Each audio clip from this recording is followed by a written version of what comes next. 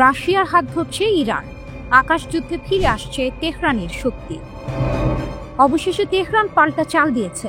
যে দেশ একসময় ইসরায়েলি আকাশ অভিযানের সামনে অসহায় হয়ে পড়েছিল, আজ সেই দেশ আকাশে ফের গর্জে ওঠার প্রস্তুতি নিচ্ছে। যুক্তরাষ্ট্র ও ইসরায়েলের যৌথ হামলায় পরমাণু কর্মসূচি ধাক্কা খেলেও এখন ইরান ঝুঁকছে নতুন প্রতিরক্ষার দিকে, আকাশ শক্তির পুনর্জাগরণে। এবার ইরানের হাতে উঠছে রাশিয়ার তৈরি বিশ্বের অন্যতম ভয়ঙ্কর যুদ্ধবিমান সু-35। এই যুদ্ধবিমানকে অনেকে বলে আকাশের শিকারিবাজ। ইউক্রেন যুদ্ধের পর রাশিয়া আর কোনো দেশের সঙ্গে এত বড় সামরিক চুক্তি করেনি, কিন্তু ইরান করেছে। ফাঁস হওয়া এক গোপন নথি বলছে তেহরান $650 কোটি বিশাল চুক্তি করেছে মস্কোর সঙ্গে। চুক্তি অনুযায়ী রাশিয়া ইরানকে দেবে 48টি সুপার সু-35 মাল্টি রোল ফাইটার জেট। আর এই খবরেই কেঁপে উঠেছে মধ্যপ্রাচ্যের আকাশ শক্তির ভারসাম্য। রাশিয়ার রাষ্ট্রীয় প্রতিরক্ষা সংস্থা ও তাদের সহযোগী সংস্থা KAI থেকে ফাঁস হওয়া নথিগুলো প্রকাশ করেছে ইউক্রেনীয় হ্যাকাররা। সেসব অনুযায়ী বিমানগুলো ইরানের ইস্পাহান প্রদেশের শাহিদ বাবাই বিমান ঘাঁটিতে সংযোজনের প্রস্তুতি চলছে। বিশ্লেষকরা বলছেন এই জেটগুলো যুক্ত হলে ইরানের বিমান বাহিনী বদলে যাবে পুরোপুরি। ইরান এতদিন রাশিয়ার পুরনো MiG-29 এবং আমেরিকান আমলের F-14 বিমান দিয়ে আকাশ পাহারা দিত, কিন্তু গত জুনে যখন ইসরায়েল অত্যাধুনিক যুদ্ধবিমান নিয়ে তেহরান থেকে মাত্র 80 কিলোমিটার দূরে বোমা বর্ষণ করে, তখন ইরান প্রতিরোধে পাঠাতে পারে কেবল একটি পুরনো MiG-29। ফল, দুইটি F-14 ওড়ার আগেই ধ্বংস। এই ঘটনার পরে তেহরান বুঝেছিল শুধু মিসাইল বা ড্রোনে হবে না, চাই আধুনিক আকাশ প্রতিরক্ষা। তাই এবার রাশিয়ার দিকে হাত বাড়িয়েছে ইরান। কেন এত সমালোচনায় সু-35? এই যুদ্ধবিমান রাডারে প্রায় অদৃশ্য, আছে উন্নত ইনফ্রারেড সেন্সর ও অতি দ্রুত গতির মিসাইল সিস্টেম। এটি একসঙ্গে 12টি পর্যন্ত আকাশ থেকে আকাশ ক্ষেপণাস্ত্র বহন করতে পারে। আক্রমণ ও প্রতিরক্ষা দুই দিকেই সক্ষম। রাশিয়ার ভাষায় একটি বিমানই একটি স্কোয়াড্রন। বিশ্লেষকরা বলছেন এই বিমানগুলো ইরানের হাতে আসলে ইসরায়েলি F-15 ও F-16 যুদ্ধ বিমানগুলো আর আগের মতো আধিপত্য বিস্তার করতে পারবে না, কারণ প্রযুক্তি ও গতির দিক থেকে সু-35 এখন বিশ্বের অন্যতম শ্রেষ্ঠ ফাইটার জেট। তবে এক প্রশ্ন থেকেই যায়, রাশিয়া আদৌ 48টি বিমান সময় মতো তৈরি করতে পারবে কিনা? কারণ নিষেধাজ্ঞা ও উপাদান সংকটে এখন রুশ প্রতিরক্ষা শিল্প ধীর গতিতে চলছে। সাধারণত তারা প্রতি 2 মাসে একটি করে বিমান তৈরি করতে পারে। তবুও তেহরান নির্ভর করছে মস্কোর উপর, কারণ এই মুহূর্তে ইরান জানে যুদ্ধের ময়দানে টিকে থাকতে চাইলে আকাশের শক্তি দেখাতে হবে। ইরানের নেতারা মনে করছেন সু-35 পেলে তাদের আকাশ প্রতিরক্ষা এমন উচ্চতায় পৌঁছাবে যা আগে কখনো হয়নি। তখন শুধু পরমাণু নয়, আকাশও হবে তেহরানের ঢাল। একসময় পরমাণু কর্মসূচিতে ধাক্কা খাওয়া দেশটি এখন বলছে আমরা থামিনি, কেবল দিক বদলেছি। তেহরানের চোখ এখন আকাশে, আর সেই আকাশে শিগগিরই উড়বে রাশিয়ার শিকারিবাজ সু-35, যা বদলে দিতে পারে পুরো মধ্যপ্রাচ্যের শক্তির মানচিত্র। মাদুরোর ড্রোন যুদ্ধ, আমেরিকার উঠোনে উত্তেজনার মেঘ। নিকোলাস মাদুরোর ভেনেজুয়েলা যেন এক রাজনৈতিক দাবানল। হোয়াইট হাউসের নাকের ডগায় ক্যারিবীয় সাগরে এক নতুন সামরিক খেলার মঞ্চ প্রস্তুত হচ্ছে, যার নেপথ্যে রয়েছে ইরানের ছায়া, আর তাতে জ্বালানি যোগাচ্ছে ডোনাল্ড ট্রাম্পের বিরুদ্ধে তার কড়া অবস্থান। এ যেন এক ভূ রাজনৈতিক থ্রিলার, যেখানে প্রতিটি চালই এক একটি অনিশ্চিত মোড়। মার্কিন উঠোনে যুদ্ধের মেঘ জমা হচ্ছে। ওয়াশিংটন পোস্ট ও নিউজ উইকের বিস্ফোরক রিপোর্টগুলি এক গোপন চুক্তির পর্দা উন্মোচন করেছে। ভেনেজুয়েলা নাকি ইরানের কাছ থেকে চেয়েছে অত্যাধুনিক ড্রোন, সেই ড্রোন যা ইউক্রেনের রণাঙ্গনে কুখ্যাত শাহেদ নামে পরিচিত। কারাকাসের পরিবহন মন্ত্রী 1000 কিলোমিটার পাল্লার ড্রোন চেয়েছেন বলে খবর। এ যেন দূর থেকে ছোড়া এক নীরব ক্ষেপণাস্ত্রের দাবি। ইরান ও মাদুরো এক নতুন সামরিক যুগলবন্দি। ইরানের ড্রোন বিশেষজ্ঞ ফ্যাবিয়ান হিঞ্চ বলেছেন তেহরানের কাছে অত্যন্ত সমৃদ্ধ সিস্টেম পোর্টফোলিও আছে যা তারা কারাকাসকে দিতে পারে। ভাবুন তো, ইউক্রেন যুদ্ধে আলোড়ন সৃষ্টিকারী তুর্কি নির্মিত বিয়ারাক্তার TB2 এর অ্যানালগ মোহাজের 6 কিংবা সুদূর নজরদারির জন্য মোহাজের 2, এগুলো কি তবে পৌঁছাতে চলেছে ভেনেজুয়েলার উপকূলে? আরও আছে 600 মাইলেরও বেশি পাল্লার শাহেদ 131 ড্রোন। এগুলি যদি সত্যিই মার্কিন সীমান্তে মোতায়েন হয়, তবে পরিস্থিতি অকল্পনীয় উত্তেজনার দিকে মোড় নেবে। মাদুরো কি তবে সত্যিই আমেরিকার সামরিক ঘাঁটিগুলোর ওপর দিয়ে মৃত্যুর বীজ ছড়াতে চাইছেন? ক্যারিবীয় সাগরে আমেরিকান ঘাঁটির ঘুম কেড়ে নেওয়া হুমকি। মার্কিন সামরিক ঘাঁটিগুলো, বিশেষত পুয়ের্তো রিকোর ফোর্ট বুচালার, ক্যাম্প সান্তিয়াগো এবং মুরিজ ইয়ার ন্যাশনাল গার্ড বেস সবই এখন আক্রমণের পরিসরের মধ্যে। শুধু তাই নয়, কিউবার কুখ্যাত গুয়ান্তানামো উপসাগরে মার্কিন ঘাঁটিও বাদ যাচ্ছে না। এই ড্রোনগুলি যদি একবার উড়ে যায়, তবে মার্কিন প্রতিরক্ষা ব্যবস্থা কি তাকে রুখতে পারবে? ওয়াশিংটন এখন যেন উদ্বেগজনক নীরবতার মধ্যে। তবে কি মাদুরো একা নন?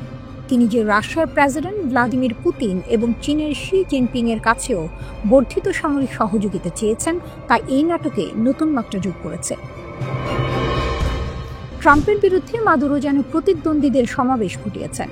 রাশিয়া থেকে সুখোই যুদ্ধ বিমানের সংস্কার এবং চীন থেকে রাডার শনাক্তকরণ ব্যবস্থার দ্রুত উৎপাদন।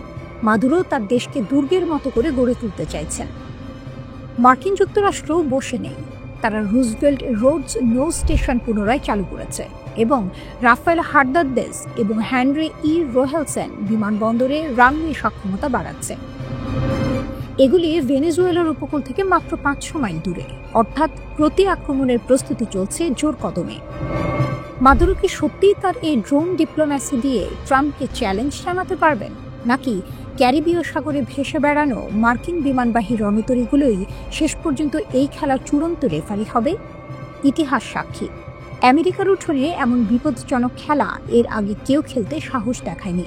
মাদুরোর এই চাল কি তাকে বীরত্ব দেবে, নাকি অনিবার্য পতনের দিকে ঠেলে দেবে? উত্তর দেবে সময়। কিন্তু আপাতত উত্তেজনার পারদ চরমে।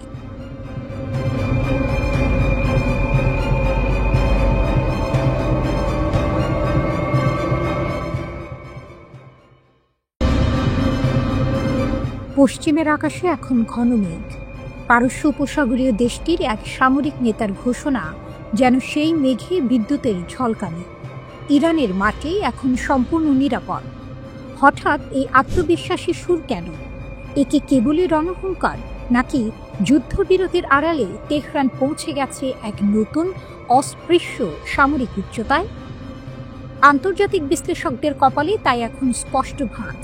কারণ এ হলো সেই দেশের বার্তা যার ভাণ্ডারে লুকিয়ে আছে 60% পর্যন্ত বিশুদ্ধ ইউরেনিয়ামের বিশাল মজুদ। সামরিক উচ্চতার এক নতুন দিগন্ত। ইসলামিক রেভলিউশনারি গার্ড কর্পসের IRGC এর মুখপাত্র জেনারেল আলী মোহাম্মদ নাইনির বক্তব্য শুধু সতর্কবার্তা নয়, তিনি দ্বিধাহীনভাবে ঘোষণা করলেন, আমাদের দেশ সামরিকভাবে আরও প্রস্তুত এবং শত্রুদের বিরুদ্ধে কঠোর প্রতিরোধ গড়ে তুলেছে।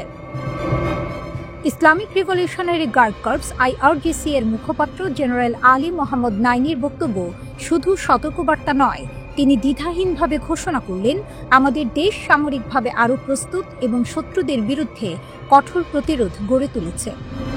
তার সাফ কথা, ইরানের বিরুদ্ধে কোনো আগ্রাসন ঘটলে শত্রুপক্ষকে আরও কঠিন পরাজয় বরণ করতে হবে। তার এই বক্তব্যকে সাধারণ হুমকি বলে উড়িয়ে দেওয়া কঠিন। কেন? কারণ এর কিছুদিন আগেই পারস্য উপসাগরীয় দেশটি ঘোষণা করেছে তারা নাকি আগের চেয়েও শক্তিশালী পারমাণবিক স্থাপনা তৈরি করেছে। জেনারেল নাইনি মনে করিয়ে দিয়েছেন, গত জুনে ইসরায়েল ও যুক্তরাষ্ট্রের নেতৃত্বে ইরানের ওপর চাপিয়ে দেয়া 12 দিনের যুদ্ধ ছিল একটি ষড়যন্ত্র, আর সেই যুদ্ধেই নাকি ন্যাটো ও সেন্টকম এর বিরুদ্ধে একা দাঁড়িয়েও ইরান শত্রুদের ভয়াবহ পরাজয় বরণ করতে বাধ্য করেছিল। যে দেশের কাছে 100 কেজিরও বেশি 60% পর্যন্ত বিশুদ্ধ ইউরেনিয়াম মজুত রয়েছে, তাদের এমন ঘোষণা স্বাভাবিকভাবেই বিশ্বজুড়ে উদ্বেগ সৃষ্টি করে। পারমাণবিক বোমা তৈরির জন্য সাধারণত 90% সমৃদ্ধ ইউরেনিয়ামের প্রয়োজন হয়, কিন্তু 60% ইউরেনিয়াম মজুত থাকা মানেই তেহরান সেই লক্ষ্যের একেবারে দোরগোড়ায়।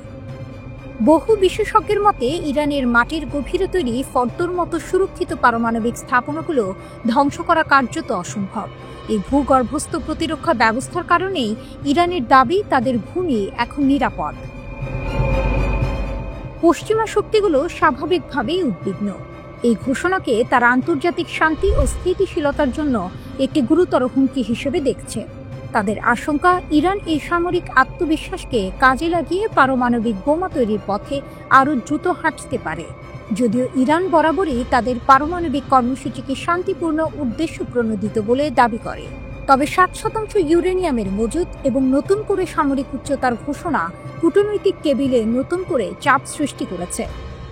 প্রশ্ন হলো, যুদ্ধবিরতির এই নীরব সময়ে ইরান কি সত্যিই সেই সামরিক গভীরতা অর্জন করেছে যেখানে পশ্চিমা শক্তির আঘাত পৌঁছানো কার্যত অসম্ভব, নাকি এটি কেবলই মনোবলে চিড়ি ধরানো এক কৌশল?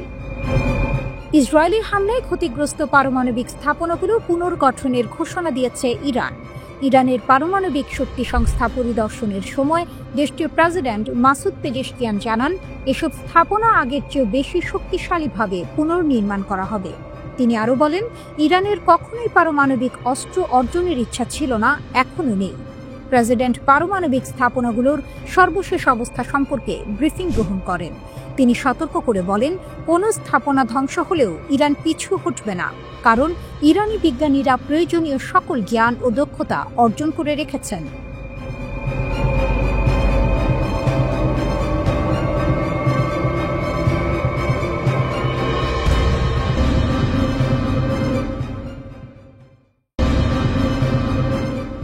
মধ্যপ্রাচ্যের ভূ রাজনীতিতে এখন চলছে ঐতিহাসিক ক্ল্যাশ।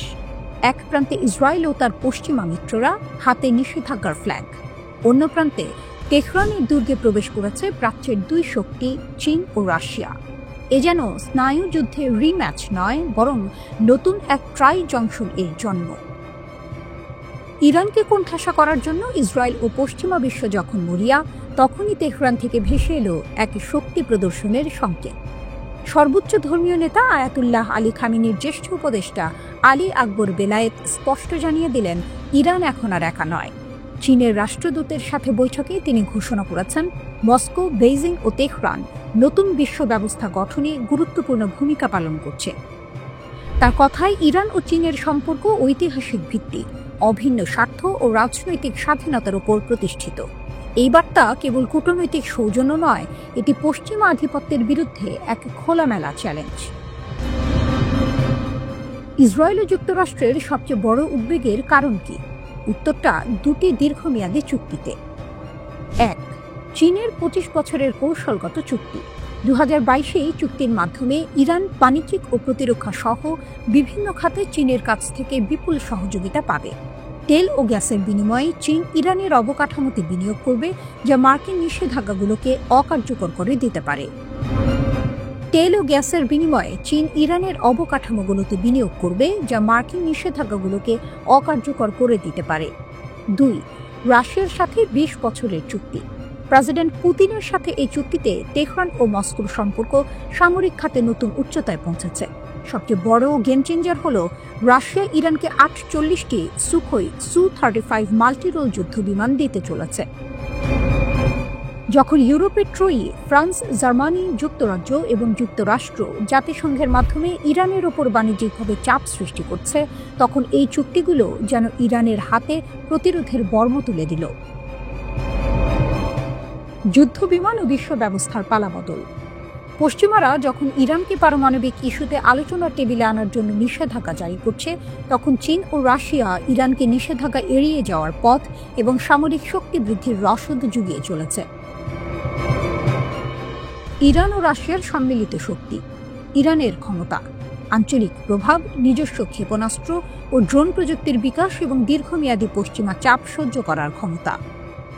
রাশিয়ার ক্ষমতা, সামরিক প্রযুক্তি, পারমাণবিক সহায়তা এবং আন্তর্জাতিক ফোরামে ইরানের ঢাল হিসেবে কাজ করা।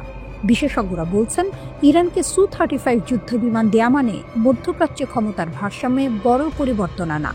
ইরানের প্রতিরক্ষা শক্তি বহুলাংশে জোরদার হবে, যা ইসরায়েলের বিমান শ্রেষ্ঠত্বকে কঠিন চ্যালেঞ্জের মুখে ফেলবে। পশ্চিমাদের স্বপ্ন ছিল ইরানকে কোণঠাসা করে রাখা, কিন্তু মস্কো ও বেইজিং এর আগমন সেই খেলার মাঠটাই বদলে দিয়েছে। ইরান এখন আর বিচ্ছিন্ন নয়, সে এখন বহু মেরু বিশিষ্ট নতুন বিশ্ব ব্যবস্থার কেন্দ্রে দাঁড়িয়ে থাকা এক গুরুত্বপূর্ণ খেলোয়াড়। বেলায়েতে যেমনটা বলেছেন, আঞ্চলিক ও বৈশ্বিক উন্নয়নের জন্য তিন পক্ষের সহযোগিতা আরও সম্প্রসারণ করতে হবে। এটি কেবল একটি জোট নয়, এটি পশ্চিমা আধিপত্যের বিরুদ্ধে একটি পাল্টা রণনীতি। পশ্চিমারা কি মধ্যপ্রাচ্যে তাদের প্রভাব ধরে রাখতে পারবে? নাকি এই প্রাচ্যের গ্র্যান্ড অ্যালায়েন্স এক নতুন যুগের সূচনা করবে? নিঃসন্দেহে ইসরায়েল ও যুক্তরাষ্ট্রের কপালে এখন গভীর ভাঁজ, কারণ খেলার নিয়ম এখন বদলে যাচ্ছে। আর এই খেলার ফল কেবল মধ্যপ্রাচ্য নয়, পুরো বিশ্বকেই প্রভাবিত করবে।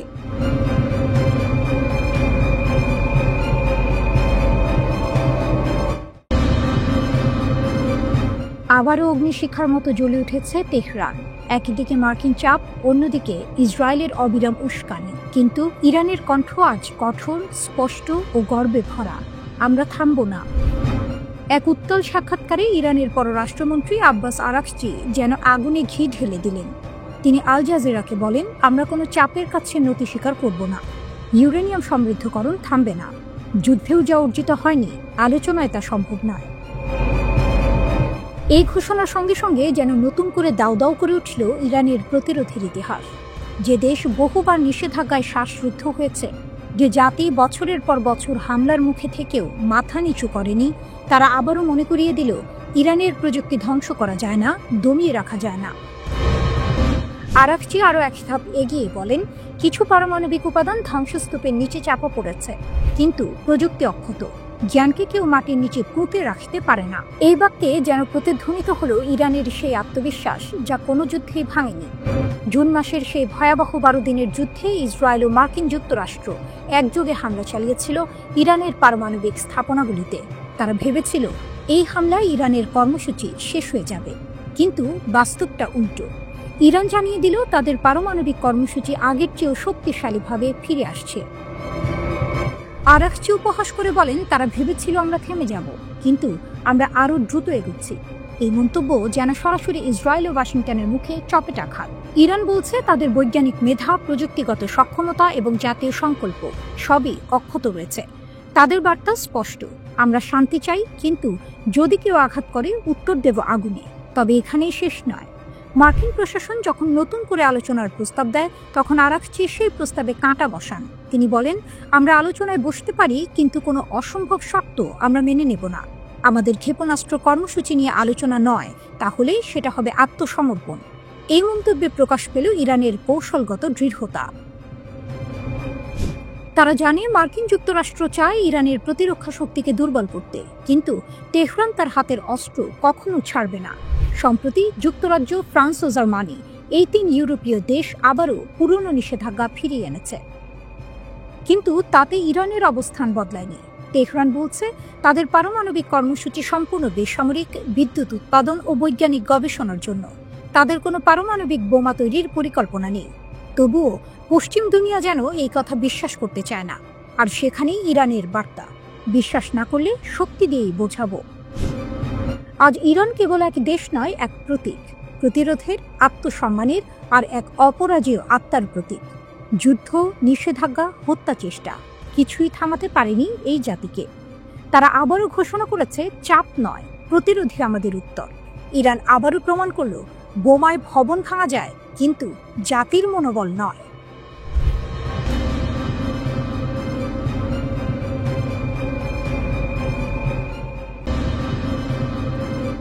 যুদ্ধ যদি আসে, ইসরায়েল হারবে, ইরানের হুঁশিয়ারি।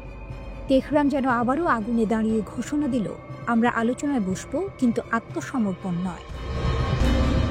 ইরানের পররাষ্ট্রমন্ত্রী আব্বাস আরাকচি আল জাজিরাকে দেয়া এক সাক্ষাৎকারে এমন এক বার্তা দিয়েছেন যা কাঁপিয়ে দিয়েছে ওয়াশিংটন ও তেল আভিভকে। তিনি স্পষ্ট করে বলেন, আমরা আমাদের পারমাণবিক কর্মসূচি নিয়ে আলোচনায় প্রস্তুত, কিন্তু ক্ষেপণাস্ত্র কর্মসূচি কোনোভাবেই আলোচনার বিষয় নয়। কেউ যদি নিজের অস্ত্র হস্তান্তর করে, তা হবে বোকামি। আরাকচির কণ্ঠে যেন ঝরে পড়ছিল ইরানের আত্মবিশ্বাসের আগুন। 12 দিনের রক্তক্ষয়ী যুদ্ধের পরও তেহরান আজ অবিচল, দৃঢ় আর যুদ্ধের জন্য প্রস্তুত। তিনি বলেন, আমরা ইহুদিবাদী সরকারের কাছ থেকে শত্রুতাপূর্ণ আচরণ আশা করছি। ইরান সব স্তরে প্রস্তুতির শীর্ষে রয়েছে। ভবিষ্যতের যে কোনো যুদ্ধে ইসরায়েল আরও একবার পরাজয়ের স্বাদ পাবে। এই এক বাক্যেই যেন কেঁপে উঠল মধ্যপ্রাচ্য।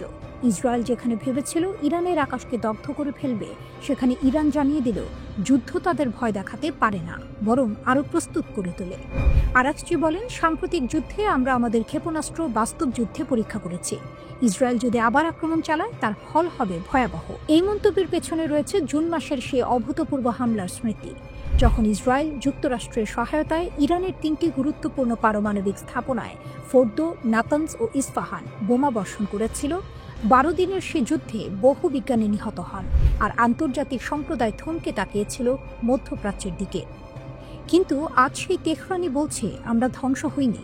আরাকচির ভাষায় পারমাণবিক উপকরণ ধ্বংসস্তূপের নিচে চাপা পড়ে আছে, কিন্তু সেগুলো অন্য কোথাও সরানো হয়নি। আমাদের ভবন ও যন্ত্রপাতি ক্ষতিগ্রস্ত, কিন্তু প্রযুক্তি অক্ষত। একই সঙ্গে ইরান জানিয়ে দিয়েছে 2015 সালের পরমাণু চুক্তি JCPOA এখন অতীত। 18 অক্টোবর মেয়াদ শেষ হতেই তেহরান ঘোষণা করে তারা আর এই চুক্তির কোনো শর্তে আবদ্ধ নয়। কিন্তু এই ঘোষণার প্রতিক্রিয়ায় পশ্চিমা দেশগুলো যেন আবার পুরনো ছন্দে ফিরেছে।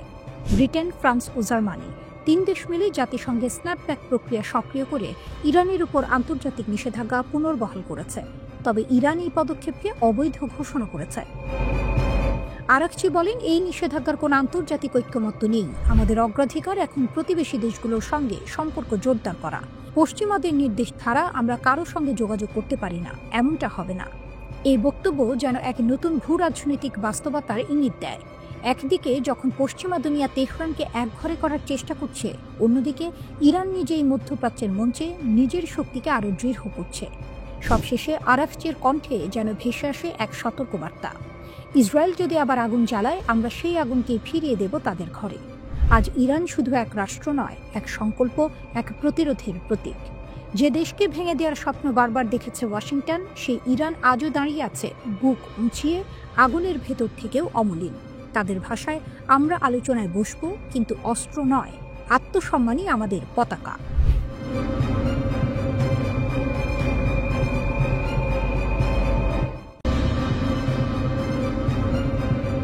বিশ্বজুড়ে পারমাণবিক অস্ত্র কর্মসূচি নিয়ে যখন তীব্র উত্তেজনা, ঠিক তখনই বিশ্বের অন্যতম পরাশক্তি যুক্তরাষ্ট্রের প্রেসিডেন্ট ডোনাল্ড ট্রাম্পের একটি সিদ্ধান্ত আন্তর্জাতিক কূটনীতিতে নতুন করে ঝড় তুলেছে। যে পারমাণবিক কর্মসূচি নিয়ে এতকাল ইরানকে কোণঠাসা করার চেষ্টা চলছিল, সেই কর্মসূচি এবার নিজেই শুরু করেছে যুক্তরাষ্ট্র। ট্রাম্পের নতুন পারমাণবিক পরীক্ষা, ইরানের রোম হর্ষক প্রতিক্রিয়া। পৃথিবী আবার একবার রুদ্ধশ্বাস মুহূর্তে দাঁড়িয়েছে। মার্কিন প্রেসিডেন্ট ডোনাল্ড ট্রাম্প ঘোষণা করেছেন, পেন্টাগনকে 1992 সালের পর প্রথমবারের মতো পারমাণবিক অস্ত্র পরীক্ষা পুনরায় চালাতে হবে। রাশিয়া ও চীনের সঙ্গে পারমাণবিক প্রতিযোগিতার আড়ালে এই পদক্ষেপকে ইরান আন্তর্জাতিক শান্তি ভাঙার গুরুতর হুমকি হিসেবে আখ্যায়িত করেছে। ইরানের পররাষ্ট্রমন্ত্রী সৈয়দ আব্বাস আরাকচি এক্সে বলেন, একটি পারমাণবিক অস্ত্রধারী বুলি আবারও পারমাণবিক অস্ত্র পরীক্ষা করছে। এটি পশ্চাদমুখী এবং দায়িত্বহীন। মার্কিন যুক্তরাষ্ট্র বিশ্বের সবচেয়ে বিপজ্জনক বিস্তার ঝুঁকি। আরাকচি আরও সতর্ক করেছেন যে একই বুলি আমাদের শান্তিপূর্ণ পারমাণবিক কর্মসূচিকে দানবীয় করে তুলছে এবং আমাদের সুরক্ষিত পারমাণবিক স্থাপনাগুলিতে আরও হামলার হুমকি দিচ্ছে। তার ভাষায়, আন্তর্জাতিক আইন ও মানবতার উপর এই আক্রমণ। আরাকচি বলেন, যুক্তরাষ্ট্র তাদের প্রতিরক্ষা বিভাগের নাম পরিবর্তন করে যুদ্ধ বিভাগ করেছে, যা তাদের প্রকৃত আগ্রাসী চরিত্র প্রকাশ করে। একই সঙ্গে যুক্তরাষ্ট্রকে পারমাণবিক অস্ত্রে সজ্জিত এক দখলদার দানব বলেও অভিহিত করেন। ইরানকে অবমূল্যায়ন করার সময় শেষ। পশ্চিমা বিশ্ব ভেবেছিল জ্বালানি ও প্রযুক্তিগত সীমাবদ্ধতার কারণে ইরান পিছিয়ে থাকবে, কিন্তু তেহরান তা উল্টো প্রমাণ করছে। ইরানের ক্ষেপণাস্ত্র ও পারমাণবিক কর্মসূচি আজ আরও শক্তিশালী এবং আত্মনির্ভর। মার্কিন বোমার ঝড়েও ইরান ফিরে দাঁড়িয়েছে নতুন পরীক্ষা, নতুন প্রযুক্তি, নতুন প্রজন্মের অস্ত্রের সঙ্গে। ইরান শুধুমাত্র প্রতিরক্ষা করছে না, তারা প্রতিশোধের প্রস্তুতি নিচ্ছে। জুন মাসে ইসরায়েলের সঙ্গে চলা 12 দিনের যুদ্ধে মার্কিন বাহিনী তাদের পারমাণবিক স্থাপনাগুলিতে হামলা চালিয়েছিল। তারপর ইরান স্থির থেকে গেছে। তারা স্পষ্ট করে দিয়েছে যে শান্তিপূর্ণ পারমাণবিক ক্ষমতার চর্চা বন্ধ করা হবে না। বিশেষজ্ঞরা বলছেন, ইরান এখন নিজের শক্তি ছাপিয়ে আন্তর্জাতিক মঞ্চে নতুন নকশা আনছে। পূর্ববর্তী নিষেধাজ্ঞা, বোমা হামলা বা আন্তর্জাতিক চাপ কিছুই তাদের থামাতে পারেনি, বরং এসবই ইরানকে আরও আত্মনির্ভর এবং শক্তিশালী করেছে।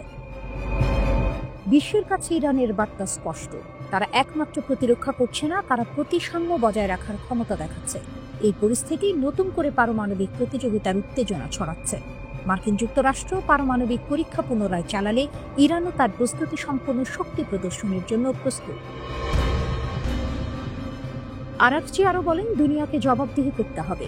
এমন অস্ত্রের বিস্তার স্বাভাবিক করা মানে আন্তর্জাতিক শান্তি ও নিরাপত্তার জন্য বড় হুমকি। বার্তা স্পষ্ট, ইরান আর পিছিয়ে নেই। শেষ লাইনটি রোমহর্ষকভাবে বলে, বিশ্বের সবচেয়ে বিপজ্জনক পারমাণবিক শক্তি শুধুমাত্র মার্কিন যুক্তরাষ্ট্র নয়, তেহরানও এখন তার অস্ত্র শক্তির ছাপ দিয়ে দেখাচ্ছে যে তাকে হালকাভাবে নেওয়া যাবে না। পারমাণবিক শক্তি, আত্মনির্ভরতা এবং প্রস্তুতিশীলতা। ইরান এখন আন্তর্জাতিক মঞ্চের খেলার নিয়ম পরিবর্তন করছে।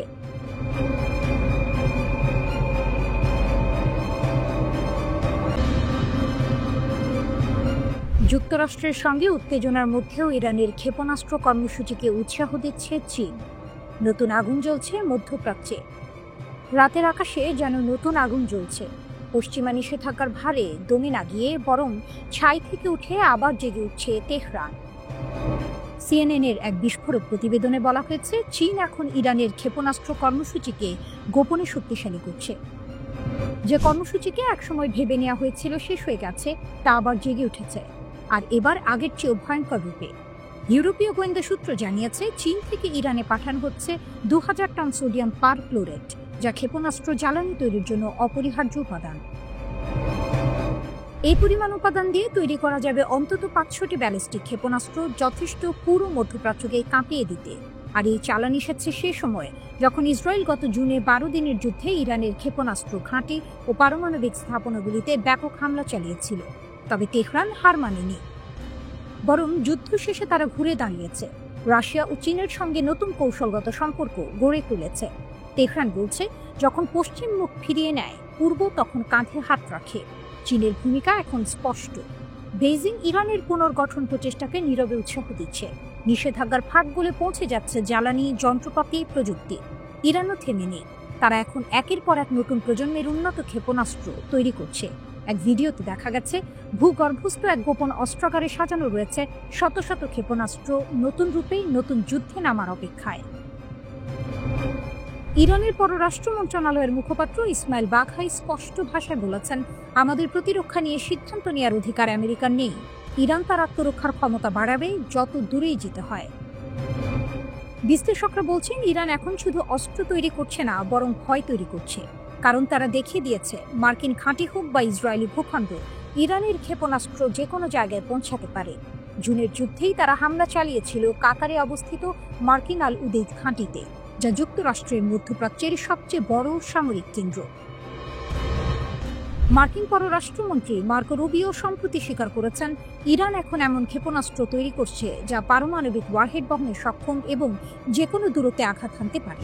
কিন্তু এই সতর্কবার্তাও যেন ইরানের গতিকে থামাতে পারেনি, বরং তেহরান ঘোষণা দিয়েছে তারা আর 2015 সালের পারমাণবিক চুক্তি JCPOA এর অধীনে আবদ্ধ নয়। চুক্তির মেয়াদ শেষ, এখন শুরু হয়েছে ইরানের স্বাধীন যুগ। বিশ্লেষক জেফ্রি লুইস বলেছেন, 2000 টন সোডিয়াম পারক্লোরেট মানে প্রায় 500 ক্ষেপণাস্ত্র। ইরান 1 মাস আগেও 200 ক্ষেপণাস্ত্র তৈরির পরিকল্পনা করেছিল। এখন তারা হারানো প্রতিটি ক্ষেপণাস্ত্র পুনর্নির্মাণ করছে। তেহরানের বার্তা স্পষ্ট, যুদ্ধ হোক বা নিষেধাজ্ঞা, তারা আর থামবে না। চীনের সহায়তা তাদের কেবল জ্বালানি দেয়নি, দিয়েছে আত্মবিশ্বাস। এখন প্রশ্ন একটাই, যদি আবার যুদ্ধের আগুন জ্বলে ওঠে, তখন এই নতুন ক্ষেপণাস্ত্রগুলো কোথায় নিশানা করবে? ইসরায়েলের দিকে নাকি কাতারের মার্কিন ঘাঁটির দিকে? বিশ্ব তাকিয়ে আছে, আর ইরান ধীরে ধীরে নিজের অগ্নিশক্তি গড়ে তুলছে, নিষেধাজ্ঞার ছাই থেকে উঠে এক অনিবার্য পুনর্জন্মের মতো।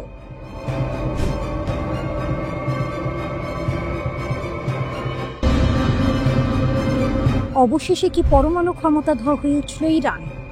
জাতিসংঘের পরমাণু সংস্থা IAEA এর রিপোর্ট এবং ইসরায়েলি প্রধানমন্ত্রীর দাবির ভিত্তিতে তেহরানের সামরিক সক্ষমতা নিয়ে যে উদ্বেগ দেখা দিয়েছে, তা বিশ্বজুড়ে নতুন করে আলোচনার জন্ম দিয়েছে। এই জল্পনা যদি সত্যি হয়, তবে ইরান শুধু আঞ্চলিক নয়, বৈশ্বিক শক্তিতে পরিণত হবে। পরমাণু সক্ষমতায় ইরান, ট্রাম্পের দাবি কি মিথ্যা? গত জুনে ইরানের পারমাণবিক কেন্দ্রগুলোতে হামলার পর যুক্তরাষ্ট্রের প্রেসিডেন্ট ডোনাল্ড ট্রাম্প দাবি করেছিলেন, আয়াতুল্লাহ আলী খামেনির দেশটির পরমাণু কর্মসূচি সম্পূর্ণ ধ্বংস হয়েছে। কিন্তু তার সেই দাবিকে সরাসরি মিথ্যা প্রমাণিত করেছে জাতিসংঘের পরমাণু সংস্থা international atomic energy agency IAEA। IAEA এর প্রধান রাফাল গ্রোসি জানিয়েছেন, ইরানের কেন্দ্রগুলোতে এখনও প্রায় 400 কেজি সমৃদ্ধ ইউরেনিয়াম মজুদ রয়েছে। বিজ্ঞানীরা এটিকে পারমাণবিক অস্ত্র তৈরির মূল উপাদান হিসেবে ব্যবহার করেন।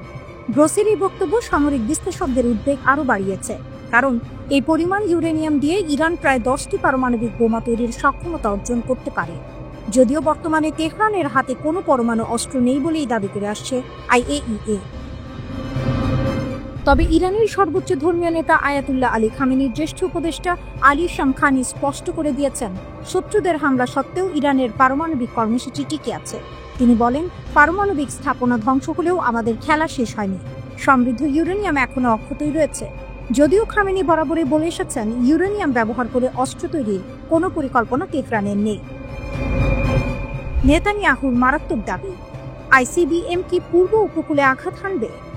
ইরানের পারমাণবিক সক্ষমতার এই জল্পনার মধ্যেই ইসরায়েলের প্রধানমন্ত্রী বেনিয়ামিন নেতানিয়াহু এক মারাত্মক দাবি করেছেন। তিনি বলেন, ইরানের হাতে চলে এসেছে আন্তঃমহাদেশীয় ব্যালিস্টিক মিসাইল ICBM এর শক্তিশালী বহর। তার মতে, এই অস্ত্রটি 11,000 কিলোমিটার জুড়ে হামলা চালাতে পারে, যা দিয়ে যুক্তরাষ্ট্রের পূর্ব উপকূলেও আঘাত হানা সম্ভব। এটি সবার জন্য একটি বড় বিপদ। নেতানিয়াহু তার দাবির সপক্ষে কোনো জোরালো প্রমাণ হাজির না করলেও সমর বিশ্লেষকরা বলছেন, ইরানের বর্তমান রকেট প্রযুক্তি আন্তঃমহাদেশীয় ক্ষেপণাস্ত্রের সফল পরীক্ষার জন্য যথেষ্ট। যদি ইরান 12,000 কিলোমিটার পাল্লার খোররামশার 5 মডেলের ICBM তৈরি করতে পারে, তবে তা অবশ্যই পারমাণবিক ওয়ারহেড বহনে সক্ষম হবে। যুক্তরাষ্ট্র ও ইসরায়েলের চোখ ফাঁকি দিতে সক্ষম হবে তো ইরান? এই প্রশ্নের উত্তর খুঁজতে গেলে দেখা যায়, একদিকে যেমন ট্রাম্পের দাবি ভুল প্রমাণিত হয়েছে, ঠিক তেমনই নেতানিয়াহুর ICBM দাবির পক্ষেও সরকারিভাবে কোনো নিশ্চয়তা মেলেনি। তবুও IAEA এর রিপোর্ট এবং নেতানিয়াহুর দাবি, এই দুয়ে মিলে একটি নতুন মেরুকরণ তৈরি করেছে। বিশেষজ্ঞদের মতে, ইরান যদি সত্যি ICBM ও পর্যাপ্ত ইউরেনিয়াম মজুদের মাধ্যমে পরমাণু অস্ত্রের সক্ষমতা অর্জন করে থাকে, তবে বিশ্ব ভূরাজনীতির মোড় ঘুরে যাবে। তেহরান সম্ভবত পারমাণবিক অস্ত্র তৈরির দোরগোড়ায় পৌঁছে গেছে। আর যদি এই ক্ষমতা আন্তঃমহাদেশীয় ক্ষেপণাস্ত্রের সঙ্গে যুক্ত হয়, তবে তা শুধুমাত্র ইসরায়েল নয়, বরং যুক্তরাষ্ট্রের মূল ভূখণ্ডের জন্য মারাত্মক হুমকি। ইরানের পারমাণবিক কর্মসূচি ধ্বংস হয়েছে বলে যারা স্বস্তির নিঃশ্বাস ফেলেছিলেন, তাদের জন্য এটি একটি বড় ধাক্কা। ইরানের সর্বোচ্চ নেতার আশ্বাস এবং IAEA এর রিপোর্ট যেন এই বার্তাই দিচ্ছে, শত্রুর আস্তানায় আঘাত হানার সক্ষমতা অর্জনের পথে এগোচ্ছে তেহরান।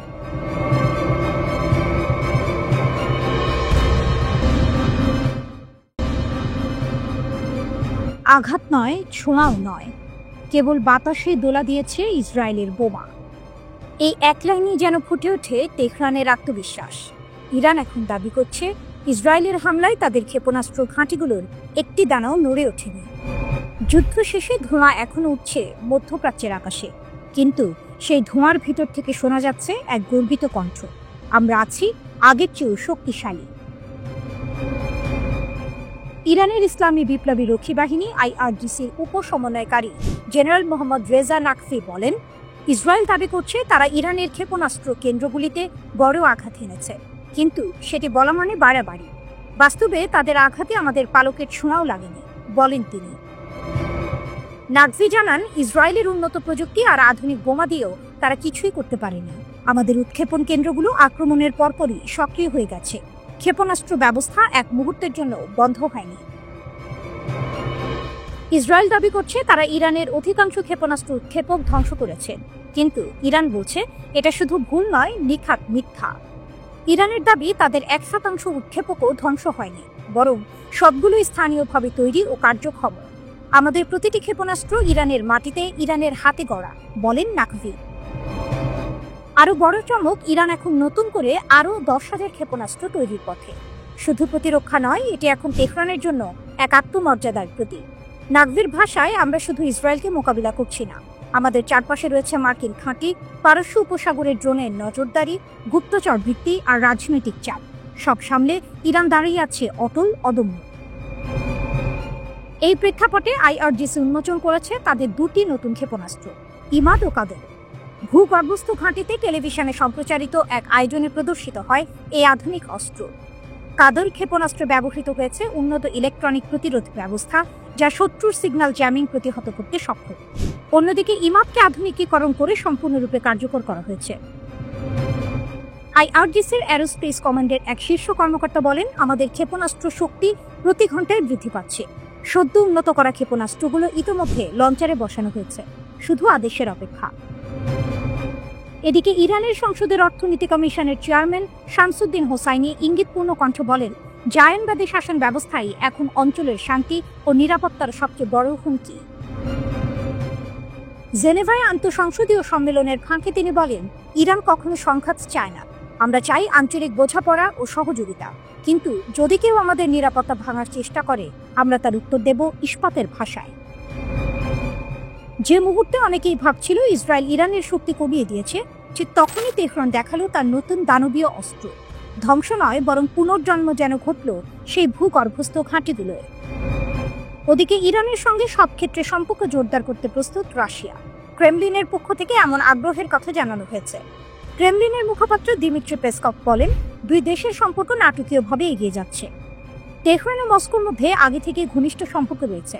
চলতি বছর ইরানের পরমাণু স্থাপনায় ইসরায়েল ও যুক্তরাষ্ট্রের হামলার নিন্দা জানিয়েছিল রাশিয়া। ইরান পরমাণু অস্ত্র তৈরি করছে বলে অভিযোগ দেশ দুটির, যদিও শুরু থেকেই পরমাণু অস্ত্র তৈরির বিষয়টি নাকচ করে আসছে তেহরান।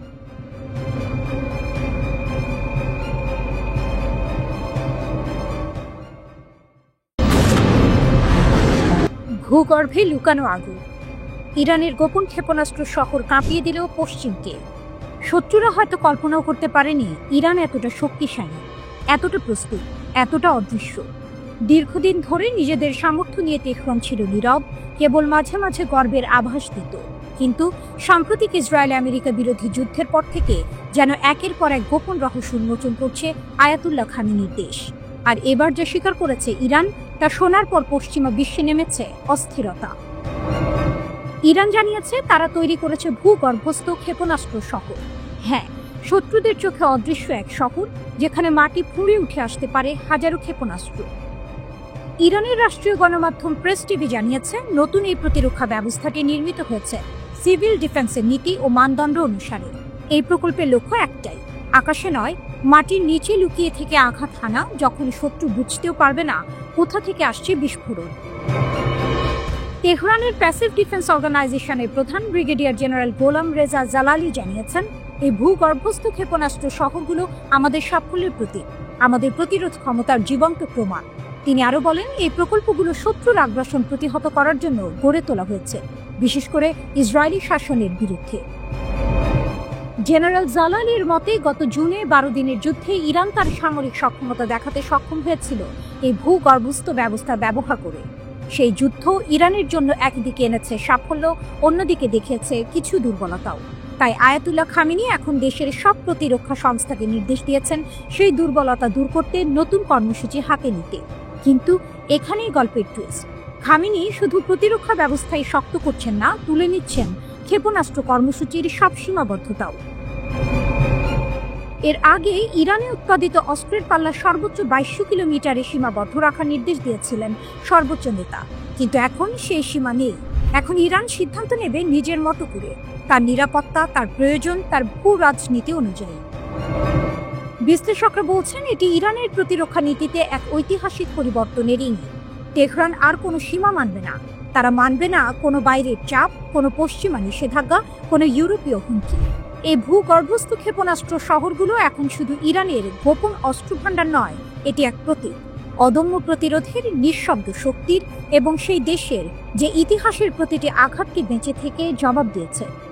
পশ্চিমা বিশ্বের চোখে এখন ইরান এক রহস্যময় ছায়া। যে দেশকে ধ্বংস করার স্বপ্ন তারা বহুবার দেখেছে, সেই দেশ আজ নিজের মাটির নিচে গড়ে তুলেছে এক অদৃশ্য দুর্গ। যখন তারা আকাশে খুঁজবে শত্রু, তখন তেহরানের প্রতিশোধ আসবে মাটি ফুঁড়ে, ভূগর্ভ থেকে, নীরবে কিন্তু বিধ্বংসী শক্তিতে। এটাই ইরান, দৃশ্যমানের চেয়েও ভয়ঙ্কর, অন্ধকারের মধ্যেও যার আলো জ্বালে প্রতিরোধের আগুন হয়ে। ইরান কি সত্যিই এখন পাগলখোরা, সবকিছু উড়িয়ে দিয়ে দেবে?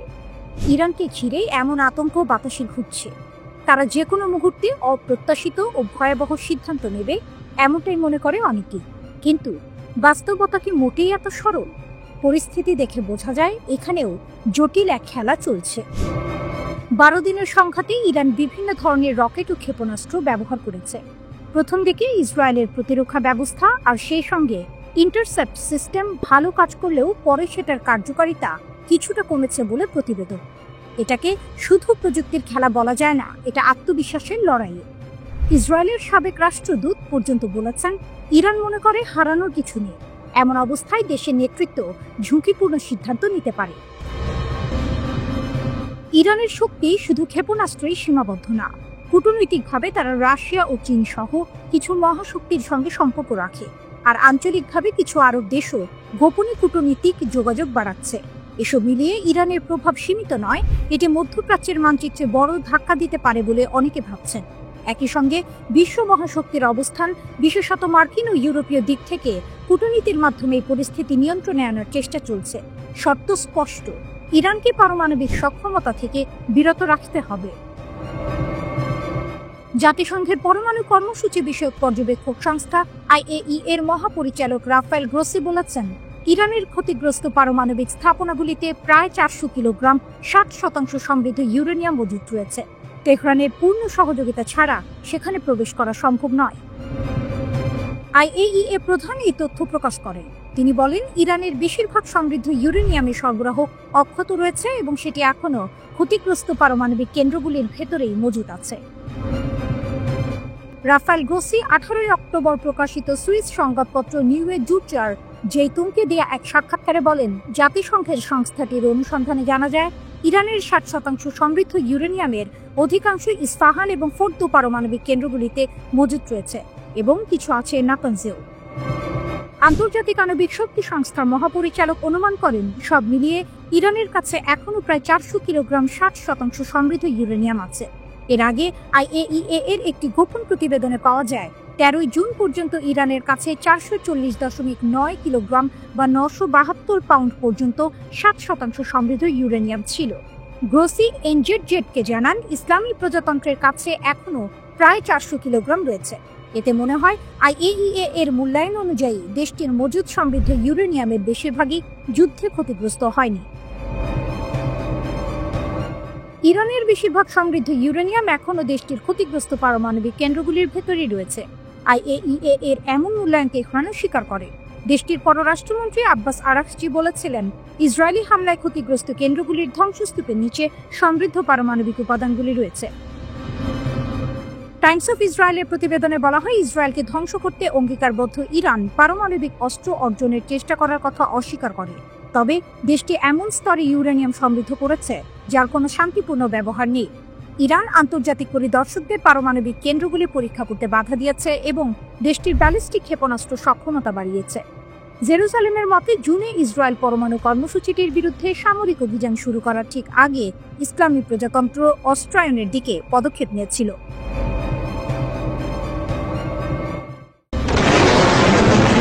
গাজা যুদ্ধের 2 বছর পরেও হামাসের অদম্য শক্তি। 2 বছরের অব্যাহত সংঘাতের পরও গাজার আকাশে একটি নামকরা সংকেত, হামাস এখনও শক্তিশালী। ইসরায়েলের সেনাবাহিনী দাবি করেছে 22,000 যোদ্ধা নিহত হলেও হামাসের হাতে এখনও প্রায় 20,000 অভিজ্ঞ যোদ্ধা আছে। 7 অক্টোবর 2023 হামলার আগে হামাসের শক্তি ছিল প্রায় 30,000 যোদ্ধা, 5টি ব্রিগেডে ভাগ করা। IDF এর তথ্যানুযায়ী হামাসের বাহিনী 24টি ব্যাটালিয়ন এবং প্রায় 140টি ছোট কোম্পানি নিয়ে গঠিত ছিল। এটি শুধু সংখ্যা নয়, এটি হলো পরিকল্পনা, সংগঠন এবং যুদ্ধ প্রস্তুতির এক জটিল কাঠামো। ইসরায়েল দাবি করেছে যে গাজা যুদ্ধের সময় তারা 22,000 জনেরও বেশি হামাস যোদ্ধাকে হত্যা করেছে। তবুও ক্ষয়ক্ষতি সত্ত্বেও হামাস নতুন সদস্য নিয়োগ করেছে। যদিও IDF তাদের দুর্বল প্রশিক্ষিত বলে বর্ণনা করেছে, বাস্তবতা হচ্ছে এই নতুন যোদ্ধারা আগের চেয়ে আরও ফুরফুরে এবং প্রস্তুত। গত বছর ইসরায়েলি সেনারা স্পষ্ট করে বলেছিল যে হামাস এখন একটি গেরিলা গোষ্ঠী, প্রচলিত সামরিক বাহিনী নয়। এরা আক্রমণ করে, চাপে রাখে এবং অপ্রত্যাশিত সময়ে আঘাত হানতে সক্ষম। হামাসের শক্তি শুধু মানুষে সীমাবদ্ধ নয়, তাদের কাছে শত শত রকেট আছে, যার মধ্যে অনেকগুলি মধ্য ইসরায়েলের গভীরে আঘাত করতে সক্ষম। এছাড়াও হামাস হাজার হাজার ছোট অস্ত্র ধরে রেখেছে। এই অস্ত্র ও রকেট হামাসকে তৈরি করেছে এক অনন্য স্থিতিশীল প্রতিরক্ষা কাঠামো। IDF দাবি করেছে যে তারা হামাসের প্রায় 25% টানেল নেটওয়ার্ক ধ্বংস করেছে। যা মূলত হামলা ও অস্ত্র সরবরাহের জন্য ব্যবহৃত হতো, কিন্তু অনেক টানেল এখনো অক্ষত, এমনকি যেখানে ইসরায়েলি সেনারা প্রবেশ করেনি। এই টানেলগুলো হামাসকে দেয় দ্রুত গতিতে যে কোনো স্থানে উপস্থিত হওয়ার ক্ষমতা। 9 অক্টোবরের যুদ্ধবিরতি পরেও হামাস আক্রমণ চালিয়েছে। দক্ষিণ গাজায় সীমান্তের একটি টানেল থেকে আরপিজি ছোড়া হয় এবং একটি ইসরায়েলি যান ধ্বংস হয়। নিহত হন মেজর ইয়ানিফ গুলা এবং স্টাফ সার্জেন্ট ইতাই ইয়াতে। ইসরায়েলি প্রতিক্রিয়া ছিল ক্ষেপণাস্ত্র এবং বিমান হামলা। গাজায় হামাসের অবকাঠামো লক্ষ্য করে আইডিএফ ধ্বংস করেছে একটি বড় টানেল নেটওয়ার্ক, যেখানে ধারণা করা হয় প্রাক্তন জিম্মিরা রাখা ছিল। যুদ্ধবিরতি সত্ত্বেও গাজার আকাশ এখন উত্তেজনায় ভরা। হামাস নিহত হওয়া যোদ্ধার সংখ্যাকে মাপছে না। শক্তি, ধৈর্য এবং স্ট্র্যাটেজিক টানেলের কারণে তারা এখনও অঞ্চলে এক অদম্য শক্তি হিসেবে উপস্থিত। গাজা যুদ্ধ প্রমাণ করেছে সংখ্যার কমে যাওয়া মানেই শক্তির অবসান নয়। যুদ্ধক্ষেত্রে হামাস এখন নতুনভাবে জেগে উঠেছে। এই প্রতিবেদনে স্পষ্ট হয় যে গাজায় যুদ্ধ শুধুই অস্ত্রের লড়াই নয়, এটি এক মানসিক, কৌশলগত এবং টানেল যুদ্ধের মিশ্রণ, যেখানে হামাস এখনো অস্পষ্ট, শক্তিশালী এবং ভয়ঙ্কর। যুদ্ধের ঊর্ধ্বখাতে গাজার প্রশাসনিক ও আইন শৃঙ্খলা ব্যবস্থা ভেঙে চুরমার হয়ে গেছে। হামাস হয়তো সংখ্যায় কমে গেছে, কিন্তু তাদের মনোবল এখনো অটুট। তারা এখন প্রতিদ্বন্দ্বী সশস্ত্র গোষ্ঠীর সঙ্গে সংঘাতে জড়িয়ে পড়েছে। হামাস যদি গাজার ওপর নিয়ন্ত্রণ ধরে রাখতে না পারে, তাহলে পিআইজেকে সম্ভাব্য উত্তরাধিকারী হিসেবে দেখা যায়। ইসরায়েলের দৃষ্টিকোণ থেকে এক ইরান সমর্থিত একটি সশস্ত্র গোষ্ঠীর জায়গায় আরেকটি সশস্ত্র গোষ্ঠীর প্রত্যাবর্তন। গাজার সবচেয়ে গভীর সমস্যা হলো এটি এখন দার্শনিক টমাস হবসের সেই সবার জন্য মুক্ত জায়গায় পরিণত হয়েছে।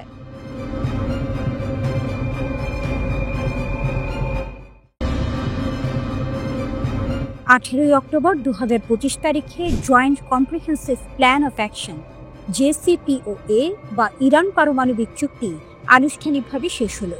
এই চুক্তি 2015 সালে স্বাক্ষরিত হয়েছিল, যার মূল উদ্দেশ্য ছিল ইরানের পারমাণবিক কার্যক্রম কিছু সীমাবদ্ধ করা আর তার বিনিময়ে আন্তর্জাতিক নিষেধাজ্ঞা তুলে দেয়া। কিন্তু একটি দ্বৈত বাস্তবতা এখানে রয়েছে। রাজনৈতিকভাবে চুক্তির সমাপ্তি দিবস বলে বিলোপ করা হলো সকল বাধ্যবাধকতা। ইরান ঘোষণা করেছে এখন থেকে চুক্তির সমস্ত বিধান, পারমাণবিক প্রোগ্রামের উপর নিষেধাজ্ঞা সহ বাতিল। IAEA যে শর্তগুলো দিয়েছিল সেগুলো এখন আর বাধ্যতামূলক নয় এবং ইরান জানিয়েছে তারা ইউরেনিয়াম 60% পর্যন্ত সমৃদ্ধ করতে পারবে। তুলনায় বেসামরিক কাজে সাধারণত 3.67% বেশি লাগে না। 90% নিকটেই পৌঁছালে সেটি অস্ত্র বানানোর সক্ষমতার কাছাকাছি চলে আসে। তবে বাস্তবে নিষেধাজ্ঞাগুলো ও প্রতিক্রিয়াগুলো এখনো জীবিত। ইউরোপীয় 3 দেশ ব্রিটেন, ফ্রান্স ও জার্মানি চুক্তির প্রতি ইরানের বিরুদ্ধে স্ন্যাপব্যাক প্রক্রিয়া চালু করেছে। ফলশ্রুতিতে এই আইনগত চুক্তি শেষ বললেও নিষিদ্ধ ব্যবস্থা পুরোপুরি তুলে দেওয়া হয়নি। ফলে চুক্তি শেষ হয়েছে বললেও নিয়ন্ত্রণ ও চাপের ধারাবাহিকতা রয়েছে। একদিকে ইরান বলছে সব বিধান শেষ, অন্যদিকে পশ্চিমা দেশগুলো বলছে নিষেধাজ্ঞা ফিরে এসেছে। এই মিলনচ্ছেদ নতুন ভূ রাজনৈতিক ঝড়ের সম্ভাবনা এনে দিচ্ছে। ইরানের দিক থেকে দেখা গেল তারা এখন বলছে তারা আর পারমাণবিক কর্মকাণ্ডে সেই 3.67% সীমাবদ্ধতায় থাকবে না। সীমা উঠে গেছে বলেই মত বিশেষজ্ঞদের। এই অবস্থার কারণে ইরানের শক্তি ইতিমধ্যে বৃদ্ধি পেয়েছে, আর তা শুধু পারমাণবিক নয়, কূটনৈতিক ও অঞ্চল প্রতিরোধ নীতি হিসেবে। সামরিক দিক থেকে ইরানকে বড় শক্তি হিসেবে দেখা হয়। তার রকেট প্রযুক্তি, মিলিটারি প্রক্সি গোষ্ঠীর প্রভাব এবং এলাকায় নেটওয়ার্ক, এসবই তেহরানকে কৌশলগত সুবিধা দেয়। তেল গ্যাস সম্পদ, ভূ রাজনৈতিক অবস্থান এবং পারমাণবিক সক্ষমতার সম্ভাব্যতা ইরানকে শক্তিশালী করে তোলে। এ কারণেই পশ্চিমা দেশগুলো সতর্ক। একটি সীমাহীন ইউরেনিয়াম সমৃদ্ধকরণ মধ্যপ্রাচ্যের ভারসাম্য বদলে দিতে পারে। ইরানের পরমাণু কর্মসূচি নিয়ে জাতিসংঘ নিরাপত্তা পরিষদের রেজলিউশন 2231 আনুষ্ঠানিকভাবে শেষ হয়েছে বলে ঘোষণা দিয়েছে ইরান, চীন ও রাশিয়া। সংস্থাটির মহাসচিব আন্তোনিও গুতেরেসের কাছে পাঠানো যৌথ এক চিঠিতে 3 দেশ স্পষ্ট জানিয়ে দিয়েছে 2025 সালের 18 অক্টোবর থেকে এই প্রস্তাবের সব ধারা ও বিধান বাতিল বলে গণ্য হবে এবং এর মাধ্যমে ইরান ইস্যুতে নিরাপত্তা পরিষদের বিবেচনা এখানেই শেষ। ইরান সামরিক উদ্দেশ্যে গোপনে পারমাণবিক কর্মসূচি চালাচ্ছে, পশ্চিমাদের এমন দাবি ভিত্তিহীন বলে উল্লেখ করা হয় চিঠিতে। এতে বলা হয়, পরমাণু অস্ত্র বানানোর অভিযোগের কোনো প্রমাণ কখনোই খুঁজে পায়নি জাতিসংঘের পরমাণু শক্তি সংস্থা IAEA। যদিও সংস্থাটি সবচেয়ে কঠোর পরিদর্শন চালিয়েছে ইরান জুড়ে। যৌথ বিবৃতিতে আরও বলা হয়, রেজলিউশন 2231 এর মেয়াদ শেষ হওয়াকে সম্মান করা নিরাপত্তা পরিষদের বিশ্বাসযোগ্যতা ও বহুপাক্ষিক কূটনীতির সুরক্ষায় সহায়ক হবে। চিঠির শেষে 3 দেশ ইরানকে কেন্দ্র করে কূটনৈতিক সমাধানের জন্য অনুকূল পরিবেশ তৈরির আহ্বান জানিয়েছে এবং উত্তেজনা কমিয়ে সংলাপের উপর গুরুত্ব দেওয়ার কথা পুনর্ব্যক্ত করেছে।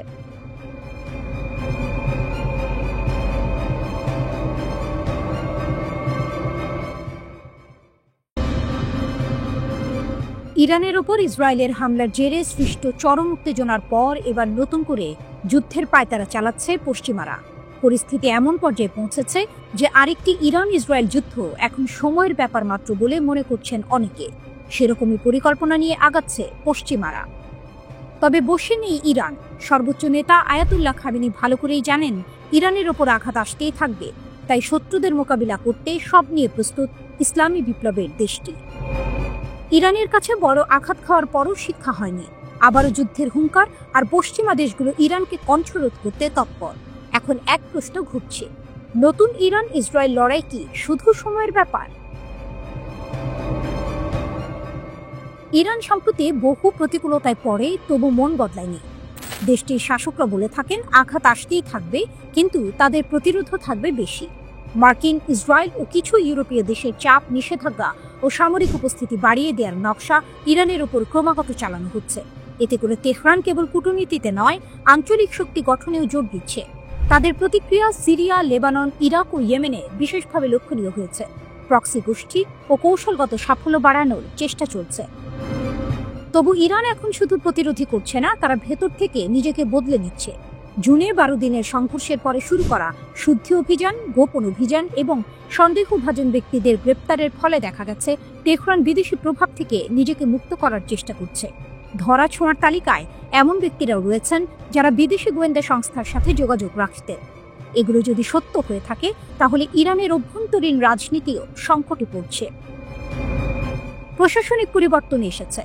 গত 3 আগস্ট প্রজাতন্ত্রের সর্বোচ্চ নিরাপত্তা পরিষদের নামে নতুন একটি কৌশলগত সংস্থা গঠন করা হয়েছে। এর নেতৃত্বে থাকবেন দেশের প্রেসিডেন্ট, বিচারপতি সহ পার্লামেন্ট স্পিকার, সামরিক কমান্ডার এবং কিছু মূল মন্ত্রী এতে যুক্ত থাকবেন।